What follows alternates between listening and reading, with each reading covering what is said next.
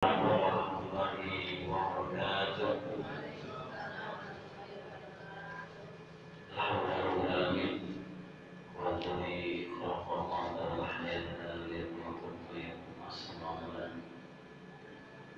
Asyhadu an la ilaha illallah wa la syarika lahu wa asyhadu anna Muhammadan abduhu wa rasuluhu wa la.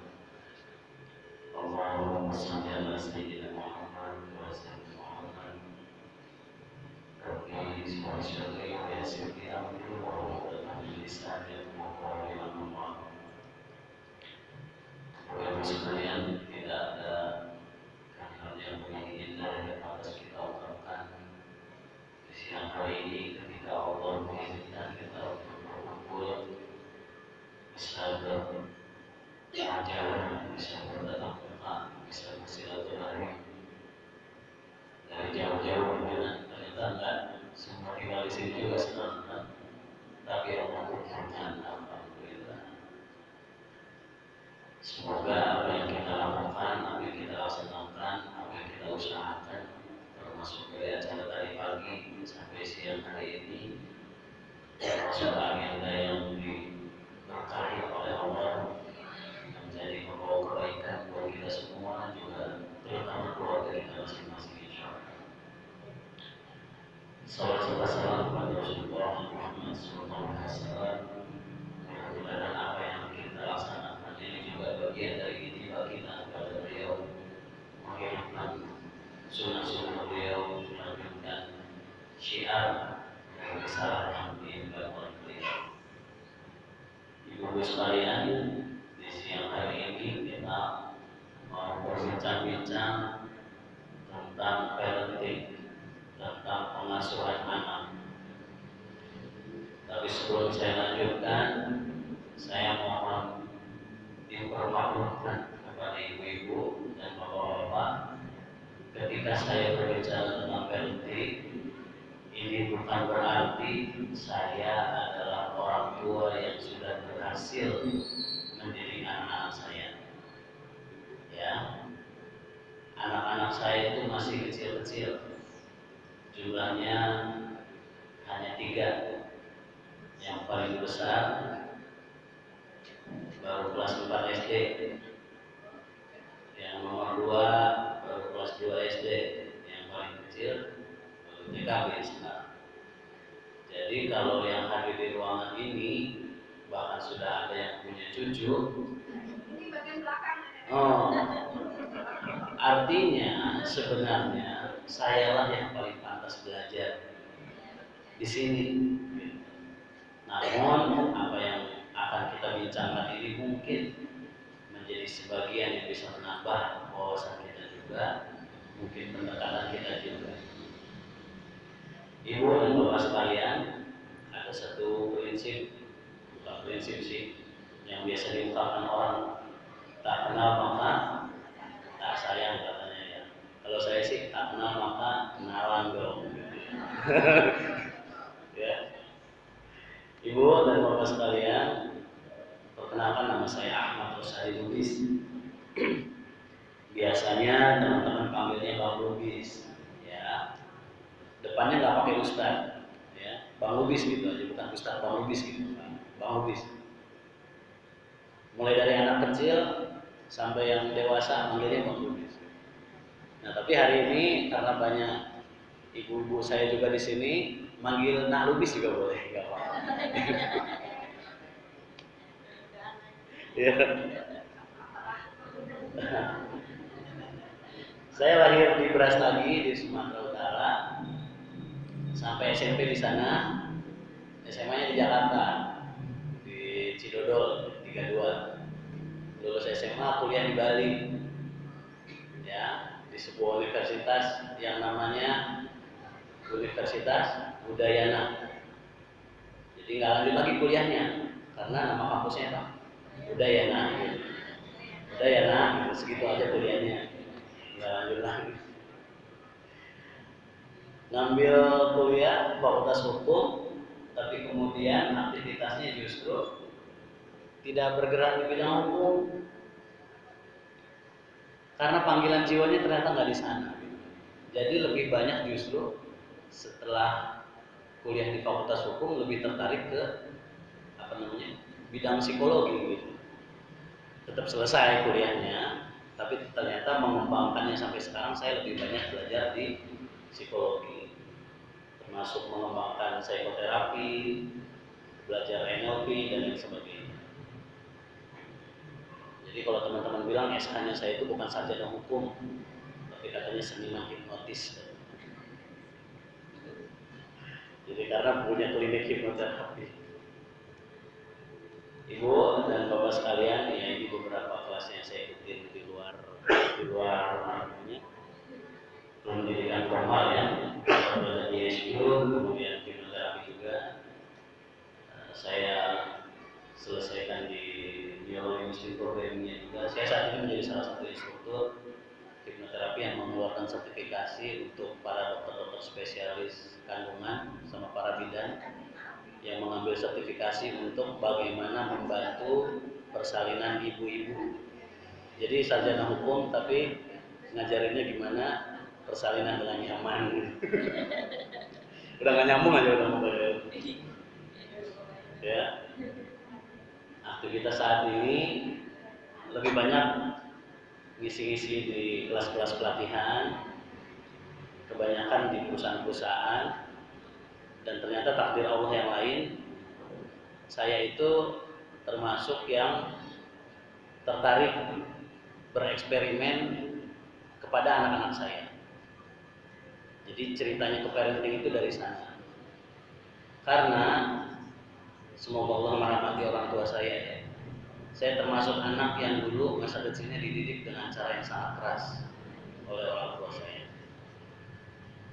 SD saya juara terus, tapi cuma sampai SD doang. Mulai SMP udah enggak. Kenapa begitu?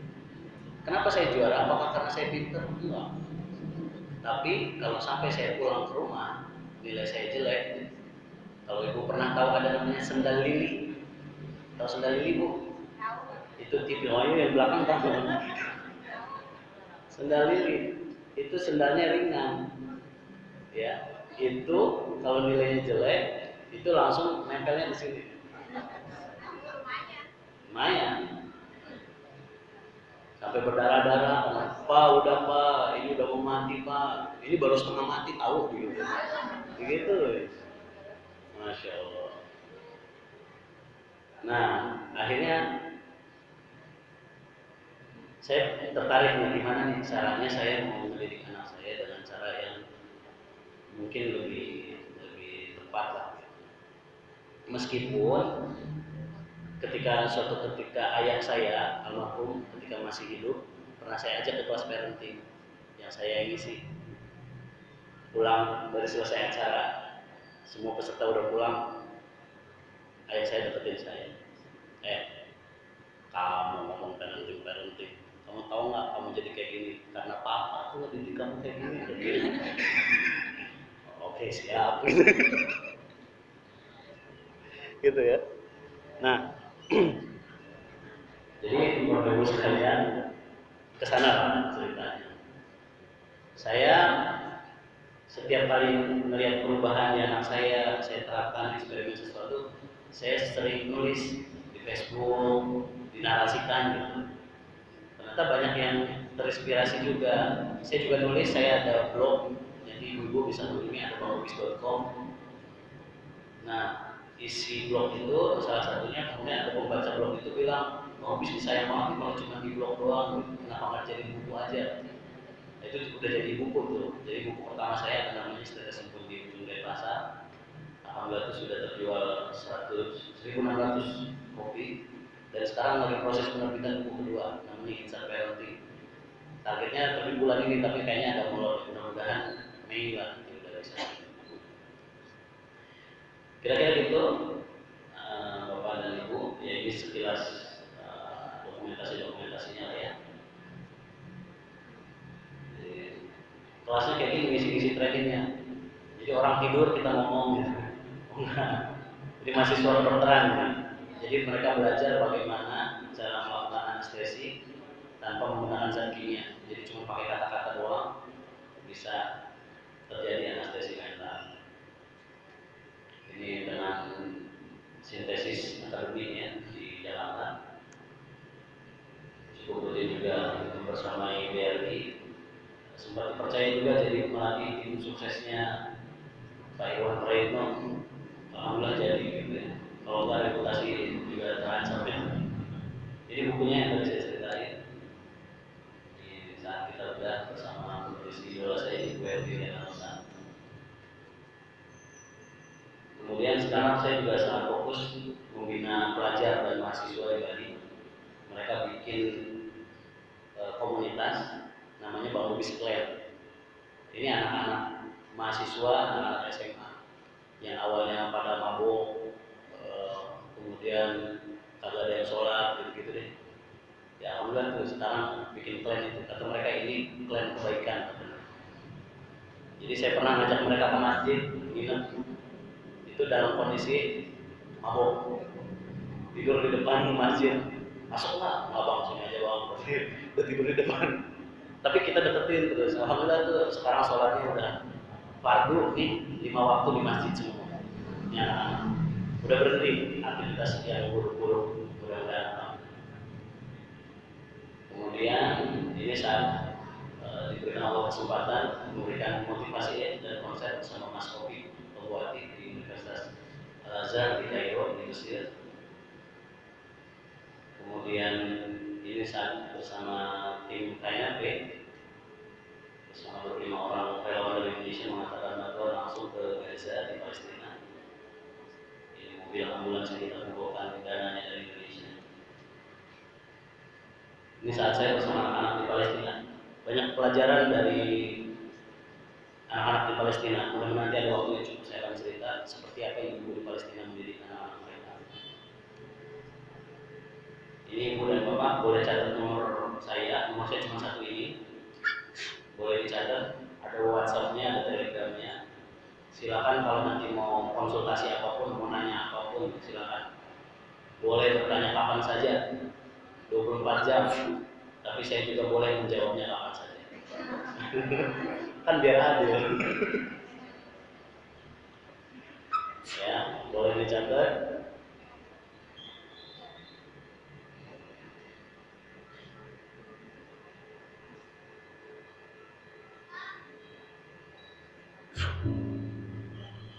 Oke, sudah ya?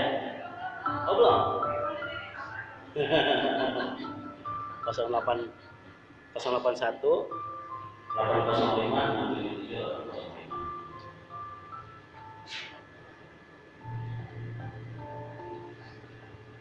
Kita hari ini mau ngomongin parenting. Kenapa sih parenting itu perlu dan penting?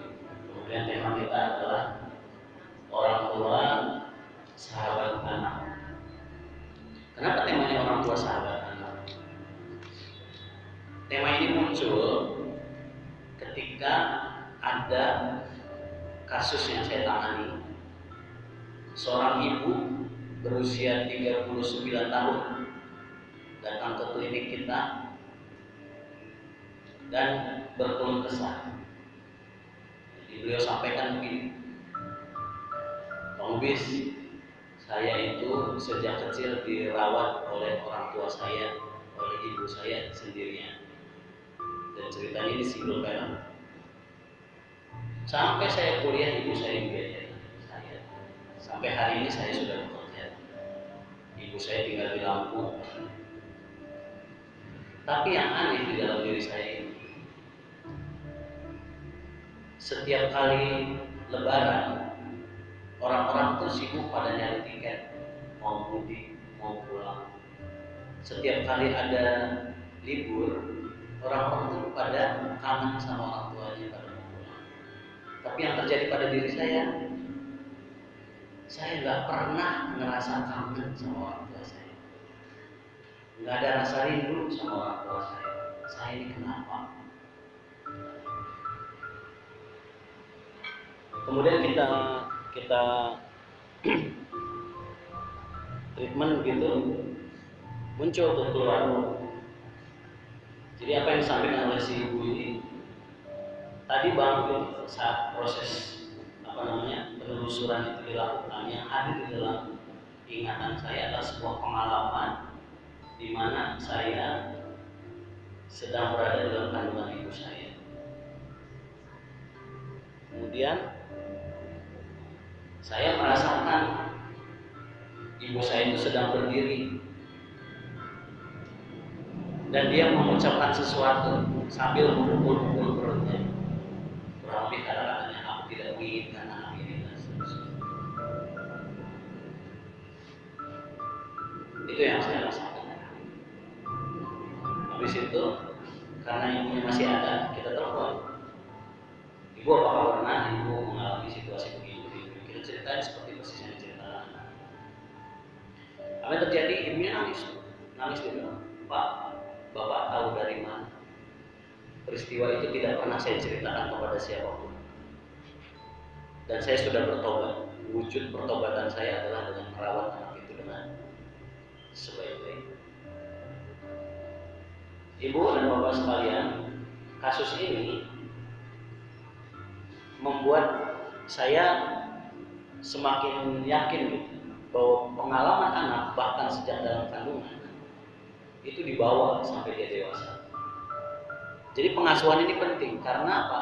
Ketika kita punya anak, punya cucu di usianya masih usia anak-anak, ini adalah mengumpulkan begitu banyak memori-memori yang nanti mereka akan gunakan ketika mereka sudah dewasa. Dan ketika hari ini kita berbicara tentang ada istilah yang disebut dengan malpraktek, kesalahan prosedur. Kalau di dunia kedokteran, kalau sampai terjadi malpraktek, yang jadi korban kan pasien, paling mentok meninggal. Tapi ada malpraktek yang lebih dahsyat, lebih parah pengaruhnya adalah malpraktek yang dilakukan oleh sepasang suami istri yang salah prosedur dalam mendidik anak. Karena yang menjadi korban bukanlah anaknya sendiri, tapi juga generasi setelahnya. Ini mati-mati ya.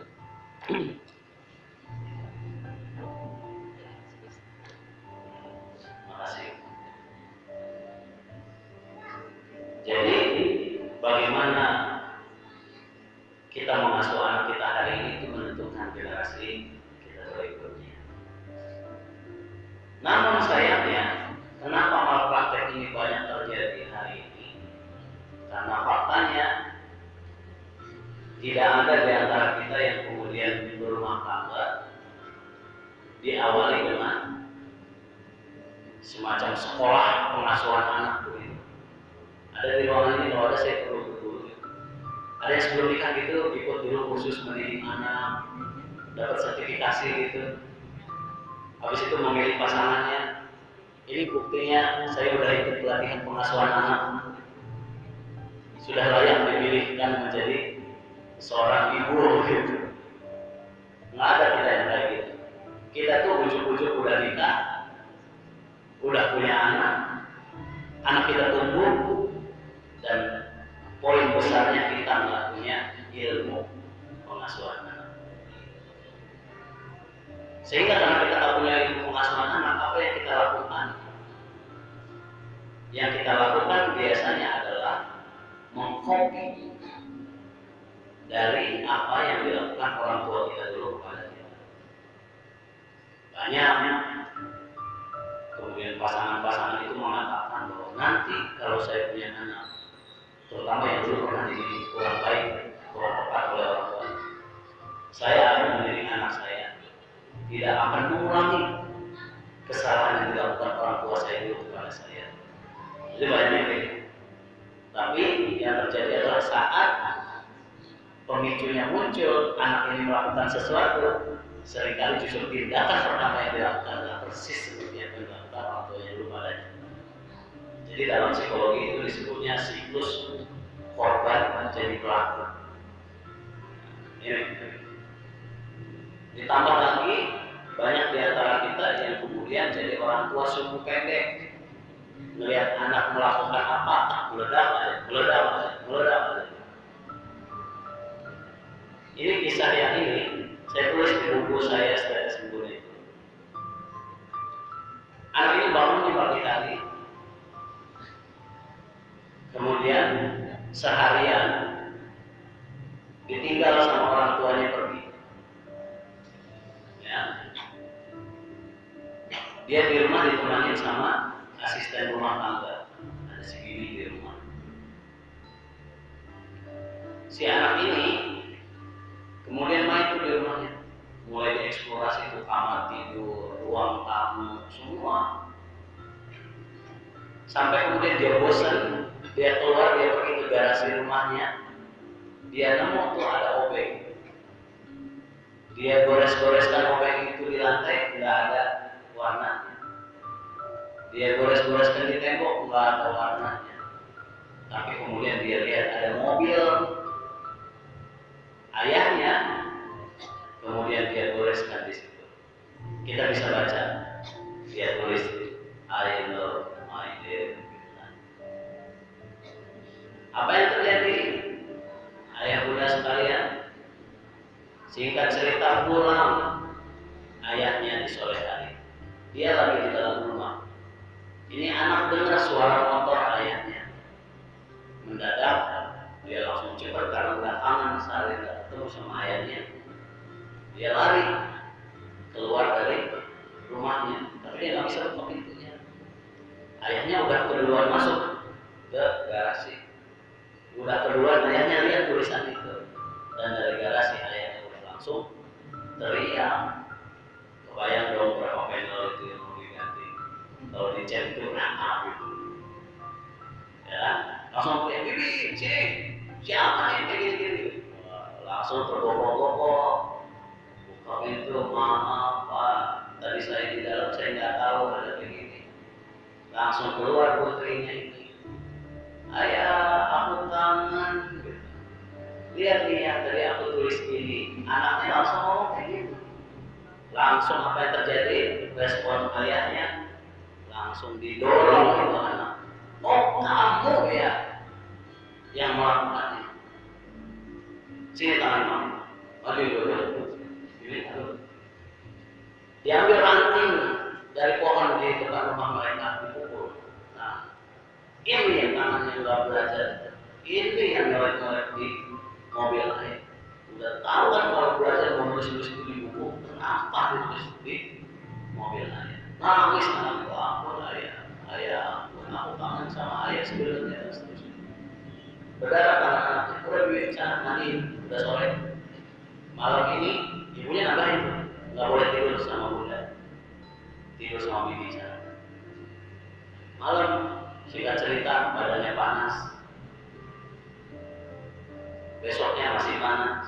Bibinya bilang, Bu, ini si Adek badannya panas, berdiare aja, kasih paracetamol aja, tak juga turun, biasanya juga kayak gitu.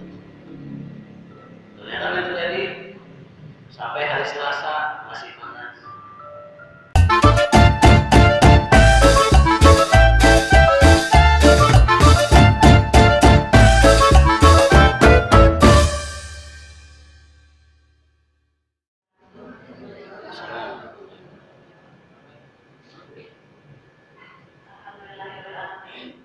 Kita kembali ketemu lagi di sini di sesi yang kedua,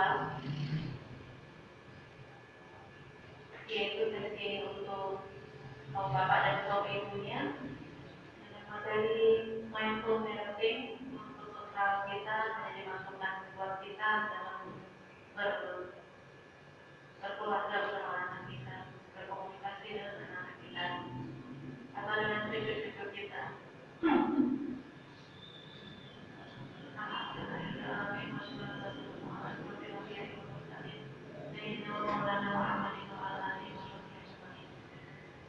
Mungkin bisa kita mulai saja ya Bang Olivia. Siap. Assalamualaikum warahmatullahi wabarakatuh.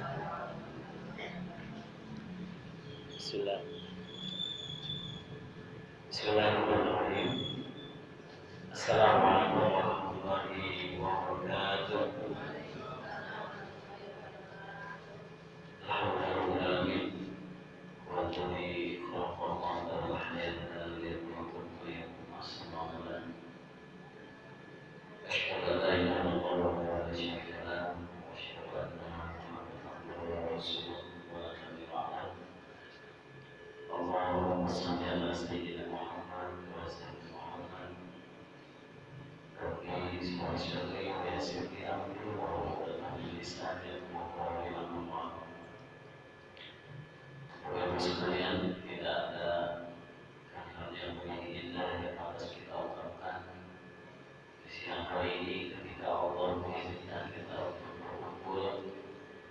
bisa belajar, bisa bertatap muka, bisa bersilaturahmi dari jauh-jauh mana ternyata enggak semua tinggal di sini juga senang, tapi Allah kumpulkan alhamdulillah.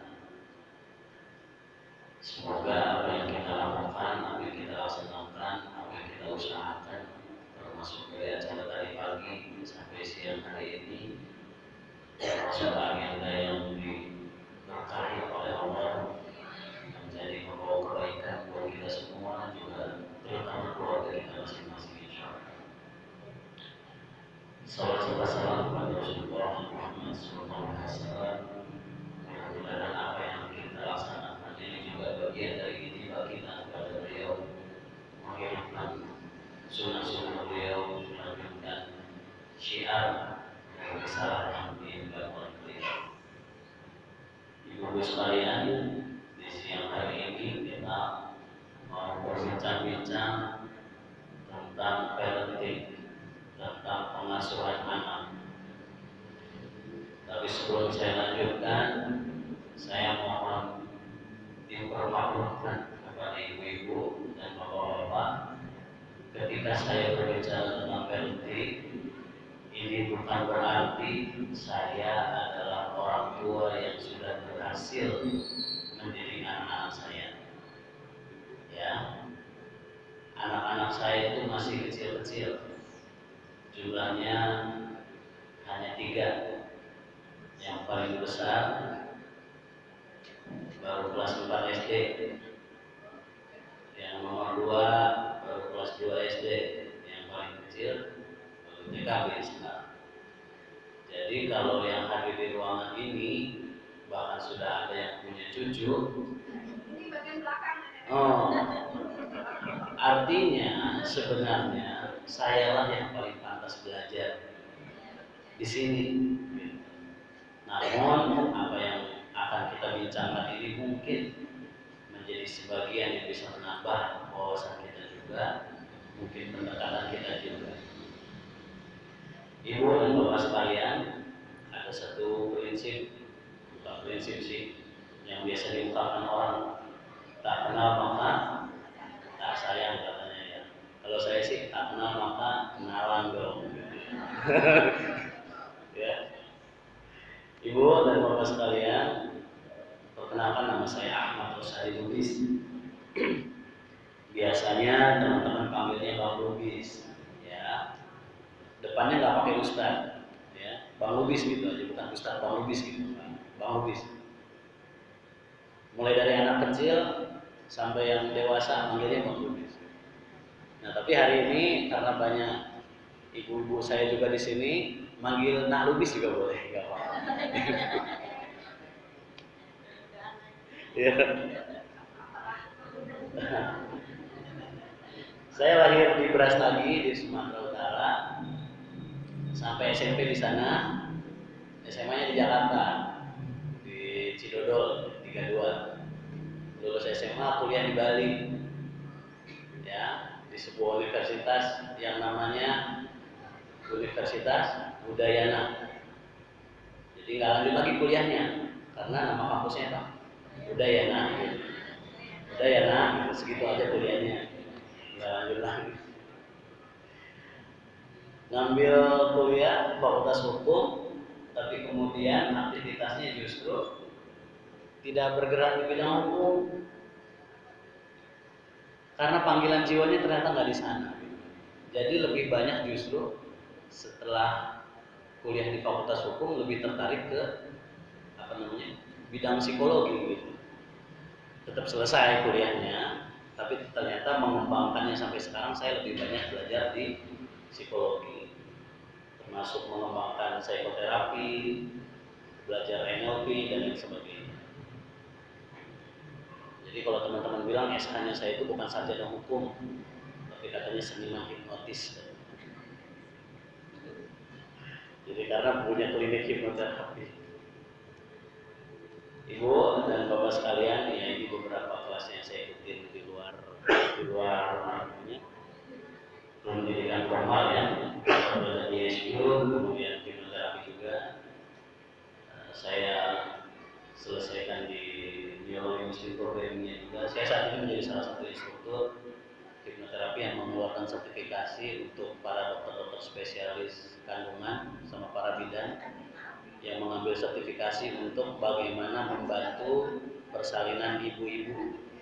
Jadi sarjana hukum tapi ngajarinnya gimana persalinan dengan nyaman. Udah gak nyambung aja udah ngomong. Ya.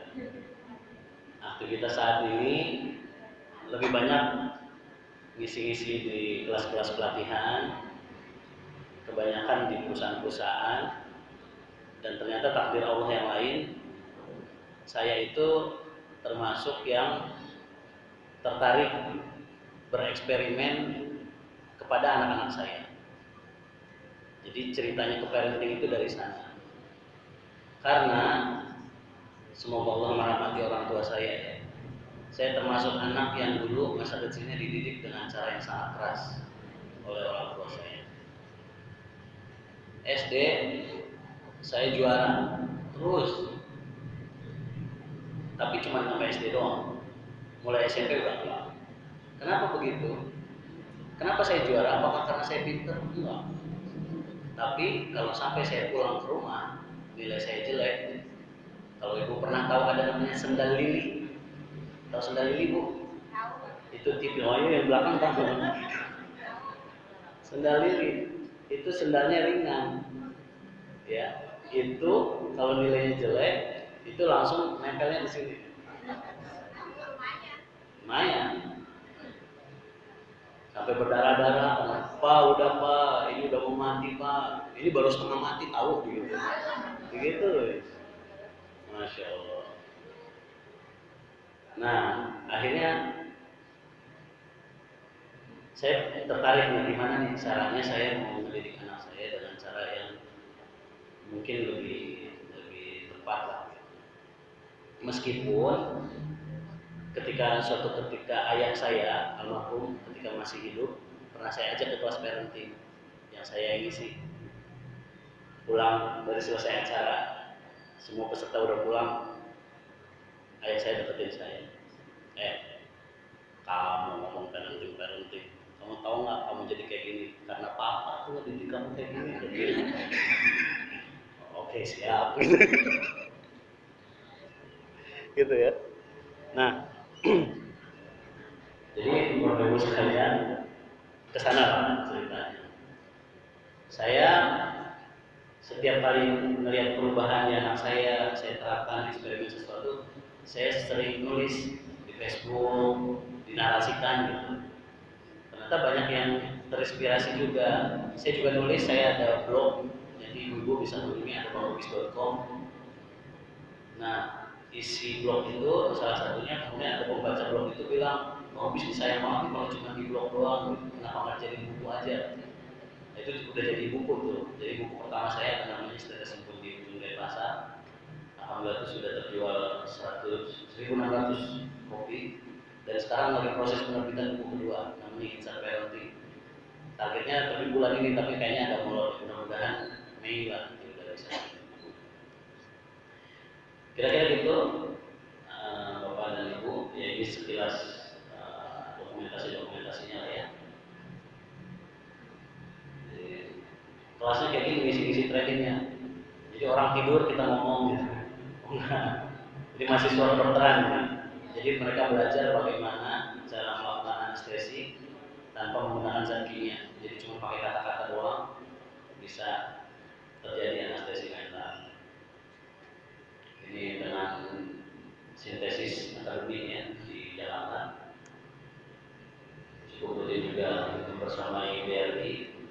Sempat dipercaya juga jadi melatih tim suksesnya Pak Iwan Praetno. Alhamdulillah jadi gitu ya. Kalau nggak reputasi juga terancam ya.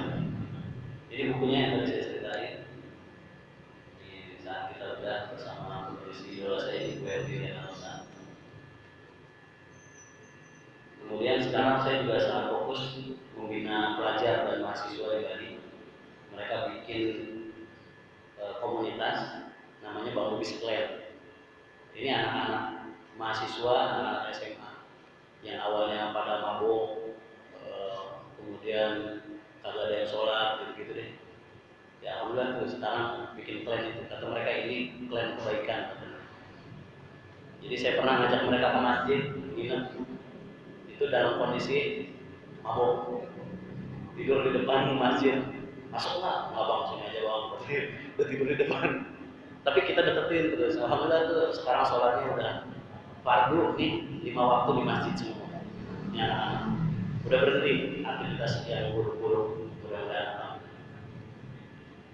Kemudian ini saat diberikan Allah kesempatan memberikan motivasi dan konsep sama Mas Kopi Pembuati di Universitas Al-Azhar di Kairo di Mesir. Kemudian ini saat bersama tim KNP bersama 25 orang relawan dari Indonesia mengatakan bantuan langsung ke Gaza di Palestina. Ini mobil ambulans yang kita kumpulkan dananya dari Indonesia. Ini saat saya bersama anak-anak di Palestina. Banyak pelajaran dari anak-anak di Palestina. Mudah-mudahan nanti ada waktu yang cukup saya akan cerita seperti apa yang ibu di Palestina mendidik anak-anak mereka. Ini ibu dan bapak boleh catat nomor saya cuma satu ini. Boleh dicatat, ada WhatsApp-nya, ada Telegram-nya. Silakan kalau nanti mau konsultasi apapun, mau nanya apapun, silakan. Boleh bertanya kapan saja, 24 jam. Tapi saya juga boleh menjawabnya kapan saja. Kan biar adil. Ya, boleh dicatat.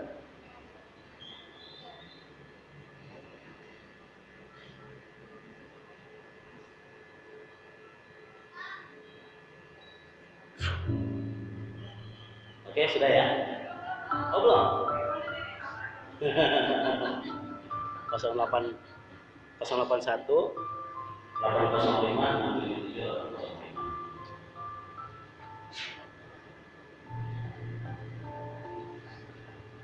Kita hari ini mau ngomongin parenting. Kenapa sih parenting itu perlu dan penting?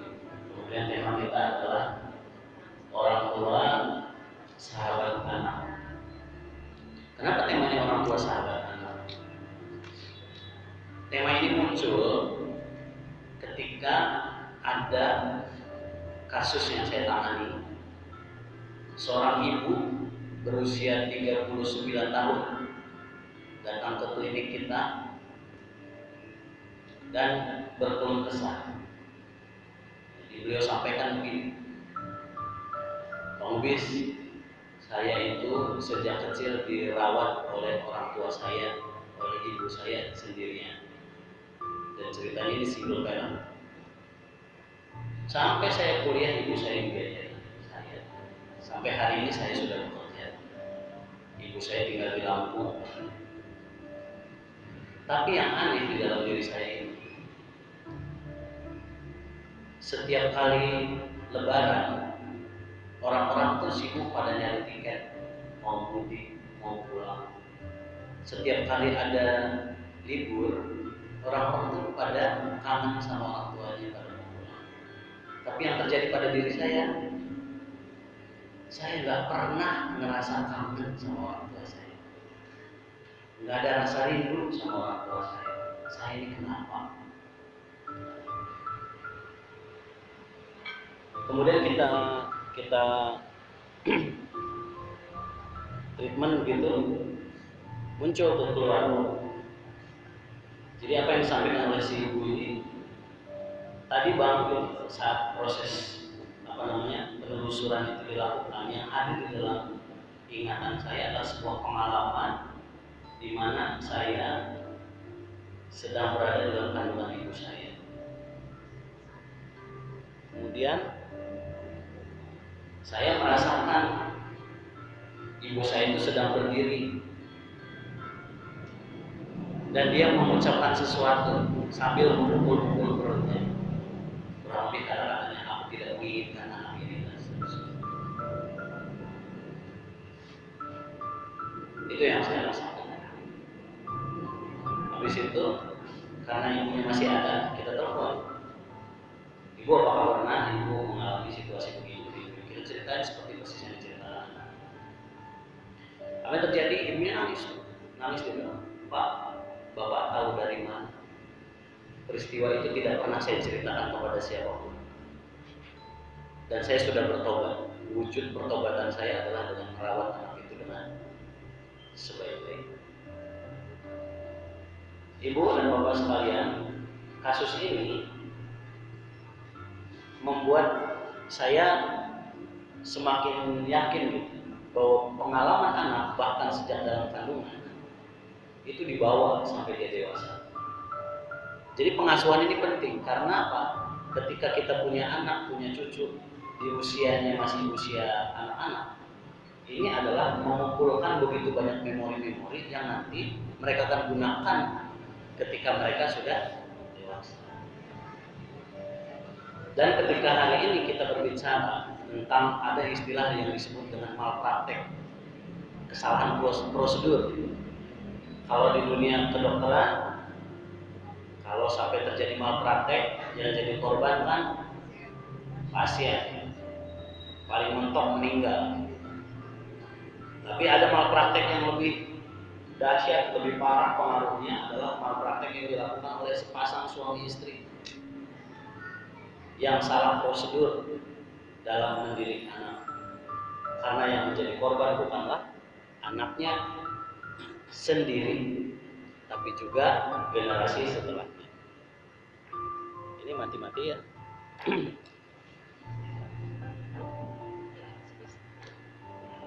Makasih. Jadi bagaimana kita mengasuh anak kita hari ini itu menentukan generasi kita berikutnya. Namun sayangnya, kenapa malpraktek ini banyak terjadi hari ini? Karena faktanya tidak ada di antara kita yang kemudian berumah tangga diawali dengan semacam sekolah pengasuhan anak begitu. Ada di ruangan ini, kalau ada saya perlu betul. Ada yang sebelum nikah gitu ikut dulu kursus mendidik anak, dapat sertifikasi gitu. Habis itu memilih pasangannya. Ini buktinya saya sudah ikut pelatihan pengasuhan anak. Sudah layak dipilihkan menjadi seorang ibu gitu. Nggak ada kita yang kayak gitu. Kita tuh ujuk-ujuk udah nikah, udah punya anak kita tumbuh, dan poin besarnya kita nggak punya ilmu pengasuhan anak. Sehingga karena kita nggak punya ilmu pengasuhan anak, apa yang kita lakukan? Yang kita lakukan biasanya adalah mengkopi dari apa yang dilakukan orang tua kita dulu kepada kita. Banyak kemudian pasangan-pasangan itu mengatakan bahwa nanti kalau saya punya anak, terutama yang dulu pernah dididik kurang baik, kurang tepat oleh orang tua, saya akan mendidik anak saya tidak akan mengulangi kesalahan yang dilakukan orang tua saya dulu kepada saya. Itu banyak gitu. Tapi yang terjadi adalah saat pemicunya muncul, anak ini melakukan sesuatu, seringkali justru tindakan pertama yang dilakukan adalah persis seperti yang dilakukan orang tuanya dulu padanya. Jadi dalam psikologi itu disebutnya siklus korban menjadi pelaku. Ini. Ditambah lagi banyak di antara kita yang kemudian jadi orang tua sumbu pendek. Melihat anak melakukan apa, meledak aja. Ini kisah yang ini saya tulis di buku saya setelah sembunyi. Anak ini bangun di pagi hari, kemudian seharian ditinggal sama orang tuanya pergi. Ya. Dia di rumah ditemani sama asisten rumah tangga, ada si bibi di rumah. Si anak ini kemudian main tuh di rumahnya, mulai dieksplorasi itu kamar tidur, ruang tamu, semua. Sampai kemudian dia bosan, dia keluar, dia pergi ke garasi rumahnya, dia nemu tuh ada obeng. Dia gores-goreskan obeng itu di lantai, nggak ada warnanya. Dia gores-goreskan di tembok, nggak ada warnanya.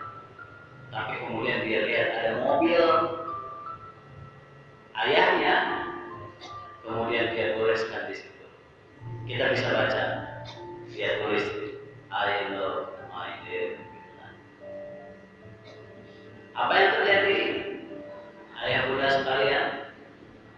Singkat cerita pulang ayahnya di sore hari. Dia lagi di dalam rumah. Ini anak dengar suara motor ayahnya. Mendadak dia langsung cepat karena udah kangen sehari nggak ketemu sama ayahnya. Dia lari keluar dari rumahnya, tapi dia nggak bisa buka pintunya. Ayahnya udah keduluan masuk ke garasi.